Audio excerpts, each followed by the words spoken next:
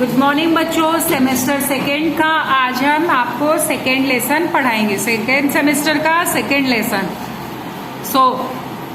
हरीश ढोलकिया ने इस कक्ष की सैर को लिखा है। कच्छ निवासी हरीश ढोलकिया अध्यापक यानी टीचर थे। शिक्षक तो आपकी पहचान बन गई है। पूर्व राष्ट्रपति श्री एपीजे अब्दुल कलाम ने बहुचर्चित विंग्स ऑफ फायर अग्नि की उड़ान पुस्तक का आपने गुजराती भाषा में अनुवाद अगन पंख शीर्षक से किया है। शिक्षण कार्य के आपके अनुभव संशोधनात्मक लेखन कार्य तथा पत्रकारित्व आपके लेखक के क्षेत्र हैं। कच्छ मित्र में आप सुरखाब स्तंभ अंतर्गत लिखते हैं। आपका सर्जन कार्य अंगनोपद 400% आनंद तथा शिक्षण संबंधी गुजराती साहित्य लोकप्रिय है। प्रस्तुत इकाई में आपने कच्छ का परिचय कराने का प्रयास किया है। बच्चों, इस लेसन में कच्छ के बारे में बताया गया है कि कच्छ में क्या क्या है, जिसमें कच्छ एवं इर्द गिर्द के दर्शनीय स्थानों का परिचय कराया गया है। कच्छ के आसपास भी जो जगह है उसके बारे में भी बताया गया है। इस इकाई में अपनी संस्कृति का आदर, अपनी विरासत का संरक्षण, देश प्रेम आदि मूल्यों को विकसित किया गया है। यहाँ आपकी रचना कच्छ यात्रा का भावानुवाद प्रस्तुत है। पहला है यात्रा वृत्त। जैसा कि आप दो पिक्चर्स देख रहे हैं, एक में सारस बना हुआ है, ठीक है, और एक में ऊंट पे लोग सैर कर रहे हैं, कैमल पे। विशाल भारत में अनेक दर्शनीय प्रांत हैं, सबका अपना महत्व और सौंदर्य है। गुजरात उनमें से एक अनूठा राज्य है। गुजरात का एक विशिष्ट जिला है कच्छ, जो गुजरात का अत्यंत रमणीय प्रदेश है। यात्रियों के लिए कच्छ आकर्षक का केंद्र है। इसका पौराणिक महत्व भी कम नहीं। अनेक दर्शनीय स्थानों के वैविध्य के कारण इसे म्यूजियम या संग्रहालय भी कर सकते हैं। पूरे इंडिया में बहुत सारे घूमने के जगह है जहां आप जा करके घूम सकते हैं। सबका अपना एक अलग स्थान है। उन्हीं में से है गुजरात का एक कच्छ। कच्छ जिला में यह एक बहुत ही घूमने वाली अच्छी जगह है और इसको म्यूजियम या संग्रहालय भी कह सकते हैं। कच्छ को किसको कह सकते हैं? कच्छ को। कच्छ में प्रवेश करते ही हमें रेगिस्तान के दो भाग देखने को मिलते हैं, एक छोटा रेगिस्तान और एक बड़ा रेगिस्तान। इन दोनों रेगिस्तान में जैसा कोई लक्षण नहीं दिखाई देता है, रेत कहीं नजर नहीं आती, अतः यह अनूठा रेगिस्तान है। यहाँ पर रेत दिखाई नहीं देती है। सामखियाली को हम कच्छ का प्रवेश द्वार कह सकते हैं। कच्छ की यात्रा यहीं से प्रारंभ होती है। कच्छ की यात्रा कहाँ से प्रारंभ होती है? सामखियाली। यहाँ से उत्तर दिशा की ओर यात्रा का प्रारंभ होता है। रापर से धोलावीरा पहुँचते ही हमारी प्राचीन संस्कृति मोहनजोदड़ो का स्मरण हो जाता है। यह स्थान 5000 वर्ष से अवशेषों का अंग है। इस प्राचीन नगरी के दर्शन से ही हम चकित रह जाते हैं। हमें प्राचीनता में आधुनिकता के दर्शन होते हैं। सामखियाली को हम कहते हैं वहां का प्रवेश द्वार, और यहाँ से उत्तर दिशा से हमारा यात्रा प्रारंभ हो जाता है। रापर से धोलावीरी पहुंचते ही हमारी जो एंशिएंट यानी पुरानी संस्कृति है, वह मोहनजोदड़ो जो नाम सुना है, आप लोगों ने सुना होगा, वो यहाँ से स्टार्ट हो जाती है। और प्राचीन यानी ओल्ड होते हुए भी यह हमें आधुनिक यानी मॉडर्न लगता है। सामखियाली से पश्चिम की यात्रा करते समय भचाऊ जगह नजर आता है, जो बड़ा गांव है जैसे नगर। वहां से गांधीधाम औद्योगिक कारखानों का शहर है। यहाँ सिंधी प्रजा पाकिस्तान से आकर स्थायी हुई है। गांधीधाम आदिपुर तथा गोपालपुरी उद्योगों के कारण विकसित हुए दिखाई देते हैं। आदिपुर में गांधी स्मृति तथा पास ही कंडला बंदरगाह का बड़ा महत्व है।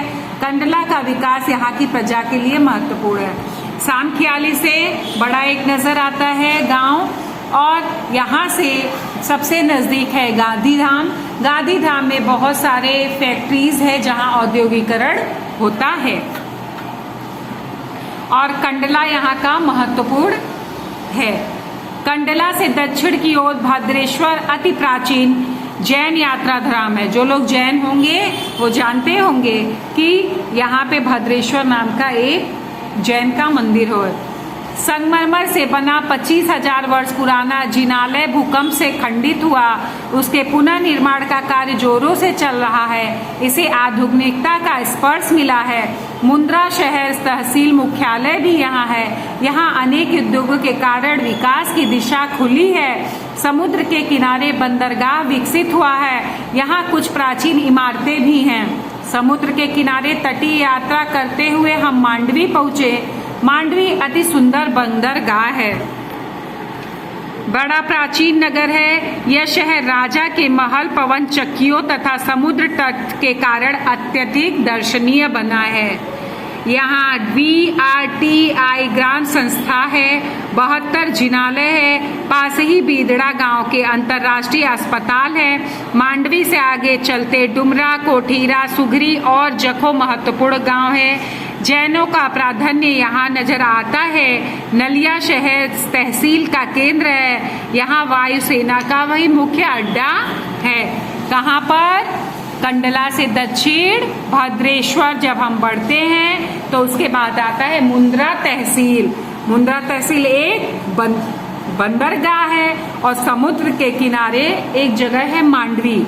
मांडवी बहुत ही सुंदर बंदरगाह है और बहुत ही पुराना नगर है। यहाँ VRTI ग्राम संस्था है और 72 जिनालय है। यहाँ बीदड़ा गांव में अंतर्राष्ट्रीय अस्पताल है और यहाँ वायुसेना का मुख्य अड्डा भी है।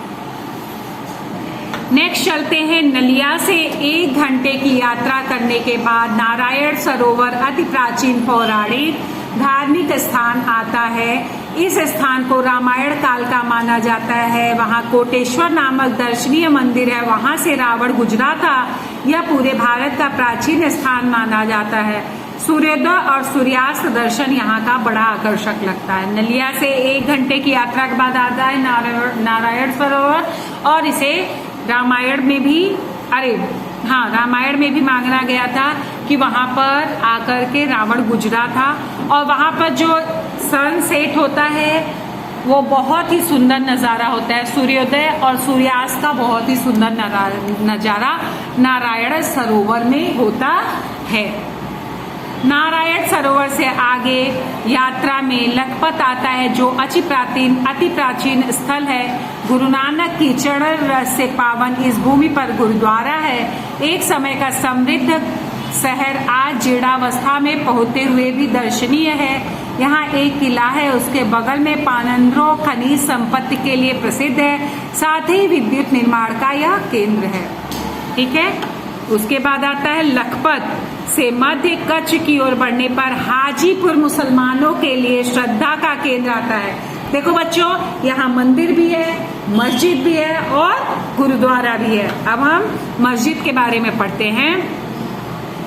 यहाँ मुसलमानों का एक हाजी पीर नाम का मजार आता है। रेगिस्तान की झांकी यहाँ से होती है। रास्ते में माता का मठ नामक धार्मिक स्थान है। देखो, माता जी का मंदिर भी है जहाँ नवरात्रि के पर्व पर लोग पद यात्रा करते हुए श्रद्धा भाव से दर्शनार्थ आते हैं।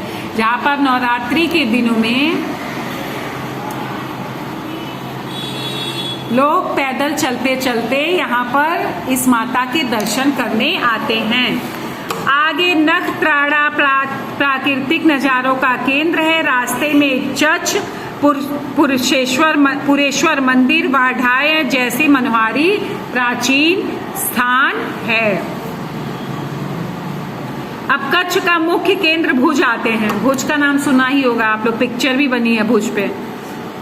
आते हैं, उसके वैभव का इंट्रोडक्शन यानी परिचय करवाते हैं। आयना महल, प्राग महल, टावर, स्वामीनारायण मंदिर, हिल गार्डन, हमीरसर तालाब, भुजिया पहाड़, लोक संग्रहालय, विश्वविद्यालय आदि के दर्शन करके हम कच्छ के भुज का आनंद ले सकते हैं। सन 2001 के भूचाल ने इसे खंडित किया तो लोगों ने इसे नए स्वरूप में पुनः निर्माण करके और सुंदर शहर बना लिया। जब 2001 में भुज में अर्थक्वेक आया था तो सब कुछ हिल गया। सब कुछ हिलने के बाद भी वहां के लोगों ने वहां का फिर से एक बार निर्माण कर दिया। भुज से उत्तर दिशा की ओर खावड़ा से काला डूंगर है। पहाड़ पर चढ़कर रेगिस्तान की झांकी करना एक अनूठा अनुभव है। सरकार एवं स्थानीय जनता द्वारा रणोत्सव का आयोजन होता है। देश भर के लोग यहाँ आते हैं। सफेद रेगिस्तान को देखना एक आनंददायी घटना है। भुज से उत्तर दिशा की ओर काला डूंगर है, वहां पर भी आप घूम सकते हैं। भुज से अंजार भी जाया जाता है। आगे बढ़ते हुए सृजन संस्था यहाँ की प्रजा की हस्तकला का परिचय होता है। जेसल तोरल की स्मृति में मंदिर में बना है जो ऐतिहासिक स्थान है। यहाँ से आदिपुर तथा गांधी धाम जा सकते हैं। कहाँ से जा सकते हैं? भुज से अंजार, अंजार से हम लोग गांधी धाम भी जा सकते हैं। सूरजबारी नामक स्थान से हमारी कक्ष यात्रा पूर्ण होती है। कहाँ से होती है? सूरजबारी, जो अविस्मरणीय स्मृतियां छोड़ जाती हैं। कहा जाता है कच्छ नहीं देखा तो कुछ नहीं देखा, मतलब पूरे इंडिया में अगर कच्छ नहीं देखा तो कुछ भी नहीं देखा। कच्छ गुजरात का गौरव है और दुनिया भर के लोगों के लिए किसी भी मौसम में दर्शनीय एवं आकर्षक का केंद्र है। समझ में आया? अब हम शब्दार्थ लिखेंगे आज का डेट डाल के। अनूठा मीन्स होता है अनोखा या विशिष्ट। रेगिस्तान मीन्स होता है बालुओं से रेत से बना भूमि यानी मरुभूमि। जीर्णोद्वार मीन्स पुनः निर्माण।